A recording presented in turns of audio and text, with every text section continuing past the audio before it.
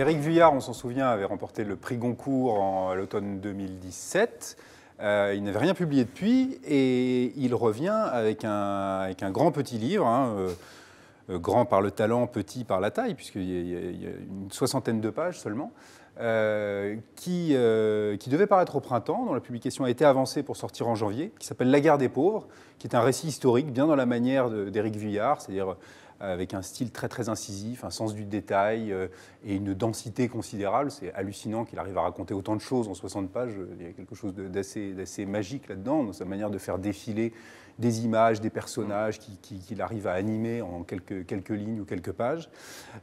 Et c'est un livre qui est un récit historique, centré sur un personnage de prédicateur révolutionnaire du XVIe siècle, et qui au fond nous parle d'un sujet, on comprend pourquoi il a avancé la publication, parce que ça nous parle des Gilets jaunes. Non, mais on peut réellement le lire comme ça. Alors, Vuillard, c'est ça qui est intéressant chez lui, c'est que c'est toujours des sujets historiques, mais qui traitent avec un œil très très actuel et qui ont très souvent une résonance avec l'actualité. Et là, effectivement, il nous montre bien pourquoi en l'occurrence des paysans, se révoltent, se laissent embarquer dans une forme de révolte violente, et comment ça se termine en général dans une impasse. Et il nous montre bien comment ça se passe. C'est qu'évidemment, il y a un prédicateur, un fou de Dieu, qui les emmène. Il y a un leader qui a un discours, qui a un propos idéologique.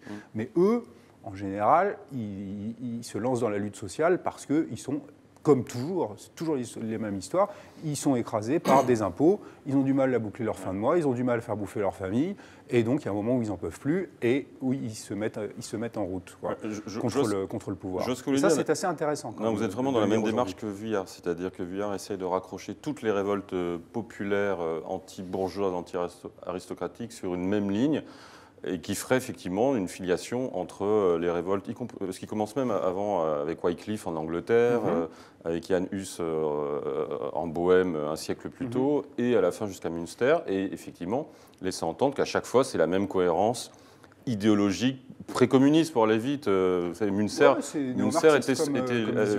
avait son effigie sur les marques de la RDA pour dire qu'il y a une filiation. Engels a fait un livre sur lui, donc effectivement on voit bien la démarche purement idéologique.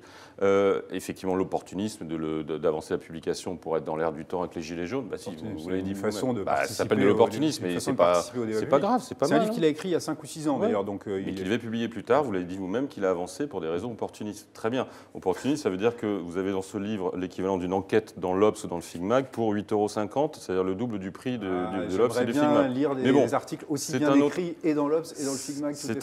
C'est vrai que c'est bien écrit. C'est bien écrit parce que c'est écrit à la hussarde. C'est écrit comme Roger Nimier, Paul Morand, donc c'est bien écrit, avec des phrases courtes. Et comme disait Bernard Franck, d'ailleurs, chroniqueur dans l'Obs, ces phrases courtes de hussards, il y a un mort par page, mais c'est pas grave, c'est pour rire. Donc on peut renvoyer ce reproche. Mais moi je trouve qu'il écrit très très bien, il n'y a aucun doute là-dessus. Le problème, c'est que l'histoire, il la tord, il la viole de façon vraiment indécente. D'abord, il y a un problème de méthodologie, c'est-à-dire que quand vous prétendez faire un peu un livre d'histoire et que vous dites « je ne sais pas », ce qu'ils ont fait après, on le devine, avec des approximations comme ça assumées, et que par ailleurs, il y a des espèces de raccourcis. Il se prétend pas historien, hein. C'est un récit historique qui raconte de manière subjective une histoire. Oui, mais vous ne pouvez pas dire n'importe quoi. C'est-à-dire qu'à un moment donné, vous dites, quand il parle de Jan Hus, par exemple, la révolte de Prague, il se révolte, et on découpe, les étudiants se révoltent, on les tue à la hache, on massacre les étudiants à la hache, il y en a 3. Donc, vous ne pouvez pas faire de 3 étudiants exécutés à la hache une espèce de généralité, on massacre les étudiants à la hache. Tout est comme ça dans Vuillard, c'est des raccourcis, des généralisations, des essentialisations et des mensonges, parce que lorsqu'il parle de la révolte hussite, il y a quelque chose qu'il oublie complètement, c'est que c'est une révolte patriotique, nationaliste. À l'époque, Prague est la capitale du Saint-Empire romain germanique et les Tchèques se révoltent contre les Allemands. Mais toute cette, comme dans les Gilets jaunes d'aujourd'hui, c'est assez rigolo justement pour ça, tout l'aspect patriotique, national, identitaire, pardon pour le gros mot, il est évacué. Ça n'est qu'une révolte sociale contre les impôts. C'est pas que ça, ni à l'époque, ni aujourd'hui. Donc c'est pour ça là je suis d'accord avec cette filiation, c'est-à-dire on ne prend que ce qui nous intéresse, c'est une espèce de vision post-marxiste, et on oublie les autres éléments qui ne sont pas des éléments purement sociaux. Et donc ça me gêne parce que ce récit historique n'en est pas un. C'est un récit idéologique, très bien écrit au demeurant. Ce n'est pas un livre d'historien, c'est un livre d'écrivain qui a sa subjectivité. Là, il y a 15 jours, vous avez expliqué que Houellebecq était merveilleux parce qu'il écrit un roman à thèse dans lequel il tord le réel pour nous faire croire que c'est le réel. Donc, vous ne pouvez pas utiliser... Sauf qu'il marque roman, il ne met pas récit sur ses livres, Houellebecq. C'est la différence. Non, mais c'est un récit, mais ça ne veut pas dire que c'est un traité d'histoire, ça ne veut pas dire que c'est un livre d'historien. C'est une vision subjective d'épisodes historiques dans lesquels peut-être qu'il y a quelques approximations, certainement qu'il y a des omissions, mais on ne peut pas dire qu'il y ait des mensonges et qu'il trafique l'histoire. Le mensonge par omission est un mensonge, je suis désolé, c'est trop facile. Le contraire de ce qu'il dit. Et après, évidemment, que tout ça est orienté dans une perspective qui est effectivement plutôt néo-marxiste. Après tout, un peu de marxisme de temps en temps, mais un petit peu de temps en temps. C'est pas comme si ça avait fait des dizaines de millions de morts, c'est pas très grave. Non, mais là, il ne s'agit pas de ça.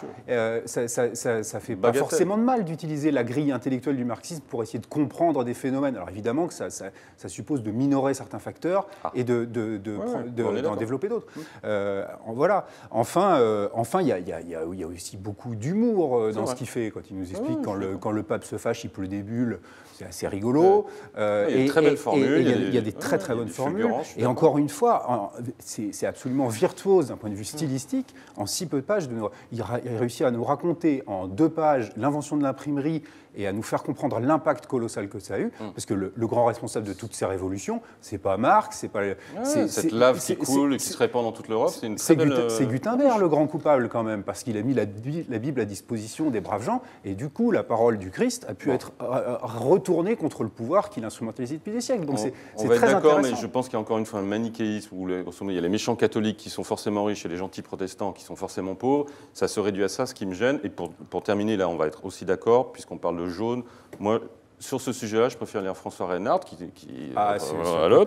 publie Voyage en Europe. Et justement, lisez les pages sur la naissance du protestantisme, le développement du protestantisme. C'est fait en moins de pages, évidemment, que Vuillard, mais de façon beaucoup plus complète, je trouve, avec le même style, parce que Reinhardt écrit avec beaucoup d'humour ici, et il le subjectivise un peu. Et quand vous mettez les deux en parallèle, au moins, Reinhardt, encore une fois, il est plus complet, et c'est une bonne introduction à ce que peut être la réforme, si on veut s'y intéresser, que Vuillard, qui a encore une fois un traitement, à mon avis, trop idéologique, mais assumé. Donc très bien, il faut juste le savoir avant de l'ouvrir. Ben voilà, vous avez un livre d'histoire pour compléter l'autre. Je suis tout à fait d'accord. Et bien sûr qu'il faut lire Reinhardt.